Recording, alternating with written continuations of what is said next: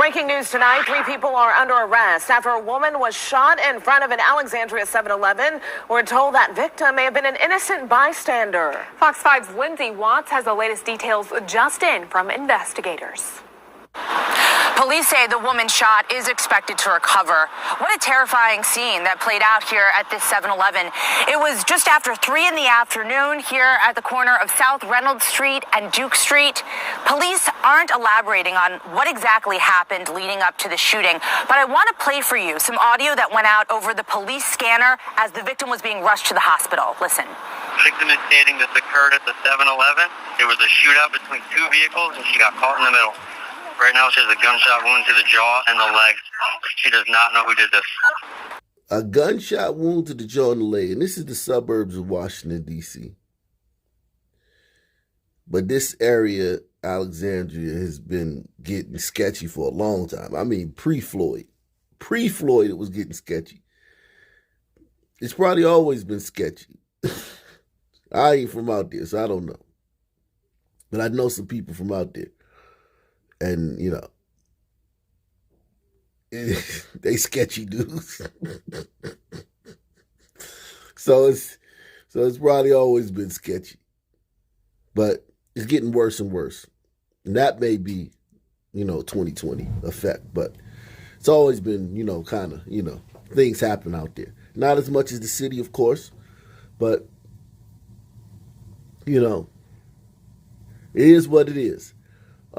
Anywhere where we are, you're going to have gun violence. Anywhere. Wherever we are, there's gun violence. Period. End of story. They should even stop calling it gun violence. Call it sun violence. Or just call it, go back to the 80s. Son on son crime. But this woman, she's gonna have a long road to recovery. Her life has never be the same.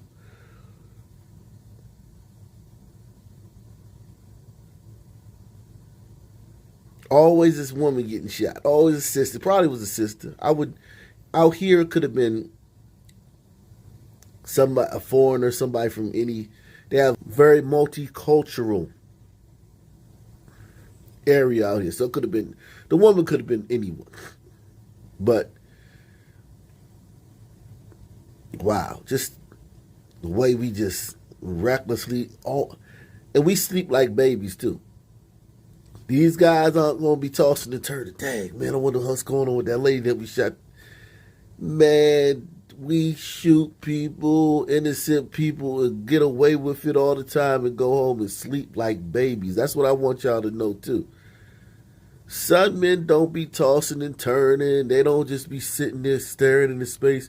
Hey, bro, snap out of it. Why you staring into space, man? You thinking about a girl?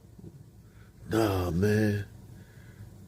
I wonder what happened to those people we shot when we were shooting at Pookie and Ray Ray and them innocent bystanders we shot at the cookout. I wonder what happened to them. Some man ain't thinking about it unless he bragging about it or laughing about it. He definitely ain't thinking about it. There's no remorse.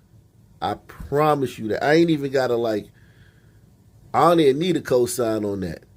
I don't need nobody to tell me. I only got to say, hey, all some men in the chats, hit amen. I don't need it. They ain't worried about it.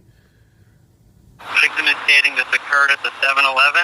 It was a shootout between 2 vehicles and she got caught in the middle. Right now she has a gunshot wound to the jaw and the legs. She does not know who did this. Alexandria police say they have reason to believe this woman was an innocent bystander. Tonight, they are not confirming that there was any kind of shootout. Police say shots were fired in the parking lot and then the suspects dispersed. Within the hour, police have confirmed that 3 people have been arrested in this shooting. A man who lives nearby tells me he was home at the time. He heard 6 to 8 shots, then a pause, then several more shots. Police say the victim was rushed to the hospital, not by an ambulance, though. They say it was a good Samaritan who witnessed the shooting and then stepped in to help. We actually think it's great that we have civilians out here who are actually taking action to make sure everyone is safe and taking action for their fellow persons. It's a beautiful thing to hear that a civilian who just happened to be around saw someone in need and actually acted upon that. So we think that's a wonderful thing. Now, I hope this was a son, man. I really do, man. Because son men do great things from time to time, man. We all aren't out here destroying the country. I hope to God that was a son, man, or, you know, put something back in the pot. We just take it. I really do, man. I hope that was a son, man. Who just happened to be around, saw someone in need and actually acted upon that. So we think that's a wonderful thing. Worth noting, yesterday afternoon, Alexandria police responded to a shots fired call right around the corner from where we are on Edsel Road. On Friday, there was a shots fired call about a mile away on Taney Avenue. No one was injured in either incident, according to police. I did talk to workers here at the 7-Eleven who tell me that this all played out outside. They say they didn't see anything. It's a busy area. We have a restaurant next door on one side. There's an auto shop on the other, a gas station here across the street. People working also told me that they didn't see anything, but we know there are a lot of surveillance cameras at these businesses, and police say they do believe there may be some helpful footage, helpful in bringing the shooter or shooters to justice. Back to you. This is actually my first job. I've worked Wow for about a year now. It was a pretty normal day for a 16-hour shift.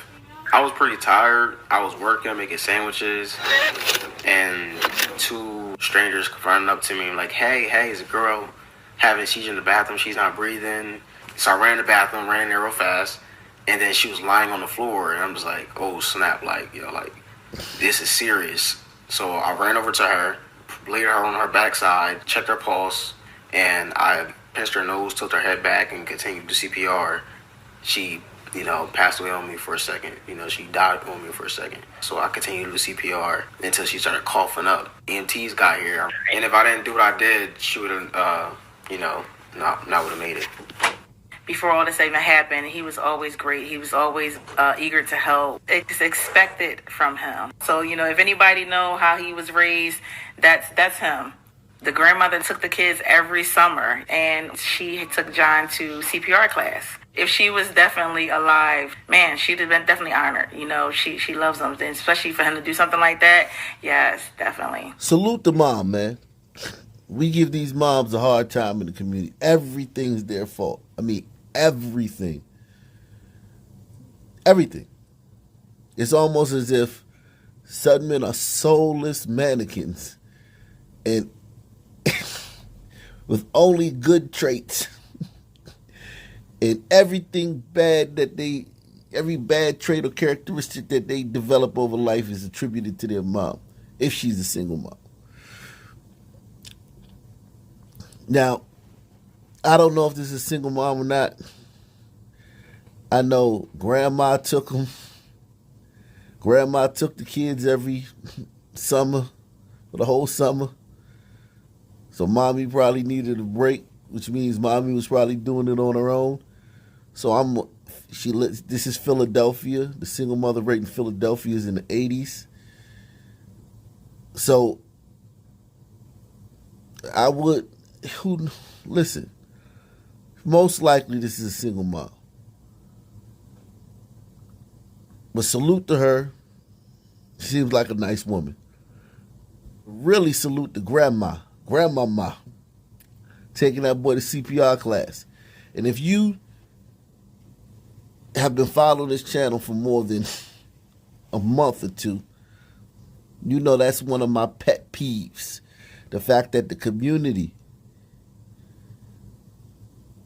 where 90% of the gun violence happens in these inner cities where they live. So they don't live in a lot of these rural areas where there's no gun violence. But whatever gun violence goes on out there. But when in the cities they live in, the Baltimores, the St. Louis's, the Birminghams, the Louisvilles, Cincinnati's, Okay, the cities they live in.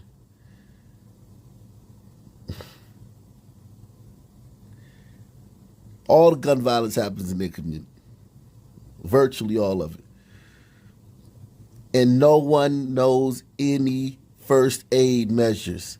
No one knows how to tie a tourniquet around a wound. No one. No one knows how to do CPR. Chest compressions. Nothing. All they know how to do is tell you, stay with me, dog. Stay with me, dog. Oh, man. Don't leave me, dog. Don't leave me. Yell a bunch of stuff in your face. Slap you a couple times or something. And that's the community where all the gun violence happens, where there's always somebody laying in the street in need of first aid. Then you go to communities where there's very little gun violence, glider communities, and everybody knows CPR. Well, at least half the people. Half the people know how to do chest compressions. Half the people know how to tie a tourniquet. And they never get to use it.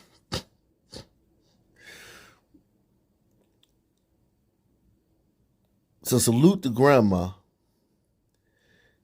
Now, how many of y'all think that this boy got a life insurance policy on him? Living in Philadelphia, Mama Bear was smart enough to take out a life insurance policy on this boy for $12 a month.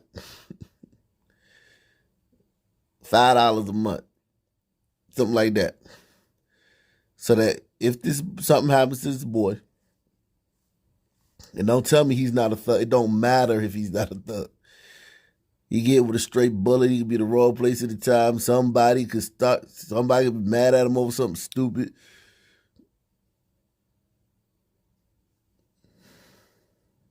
He works at a Wawa, so somebody could come rob the place, or somebody could catch an attitude with something he did behind the counter, or the line taking too long. This kid can get killed just like a soldier in one of the mafia crime families. He's got a greater chance of getting killed than a soldier in a mafia crime family. Just by being a son man. How many of y'all think the Mama Bear got a life insurance policy on this boy so she don't have to do a GoFundMe if something happened to him? How many of y'all think that? Hit one if you think that. Before all this even happened, he was always great. He was always eager to help. It's expected from him. So, if anybody know how he was raised, that's him. The grandmother took the kids every summer, and she took John to CPR class. If she was definitely alive, man, she'd have been definitely honored. She loves him, and especially for him to do something like that.